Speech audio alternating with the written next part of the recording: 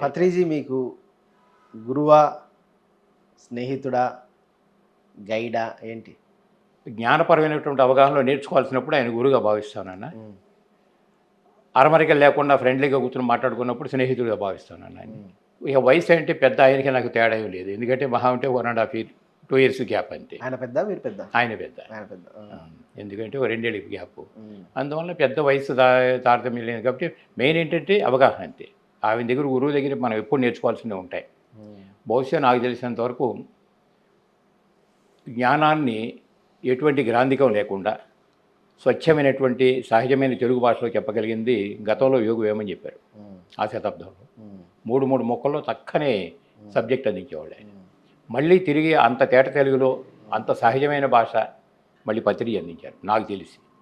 మిగతా వాళ్ళు ఎవరు రానే కాక ఆ గ్రాంధికం శ్లోకాలు అవి ఇవి కలగాపలుగా ఉంటాయి. రెండోది పత్రికకి నాకు బాగా నచ్చింది ఏంటంటే ఏది ఊరికి చేటభారతంలో సాగదీయటం ఆయనకి అలవాట్లేదు. ఫస్ట్ అసలు నాకు నచ్చింది ఏదైనా 3 మొక్కల్లో రామాయణం అంటే ఏమిటంటే కట్టే కొట్టి తెచ్చే అయిపోయింది, ఫినిష్.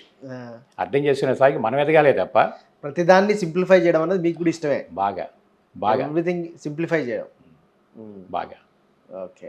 ఎందుకంటే ముఖ్యదంటే ఇలా చెప్తే సరిపోతుంది. దీనికోసం నేనేదో మెహర్బానీ కోసం ఇటు తిప్పి చూపించక్కర్లా, స్ట్రైట్గా అట్లా అనిపిస్తుంది అన్నది. దానిలో సారు నెంబర్ 1.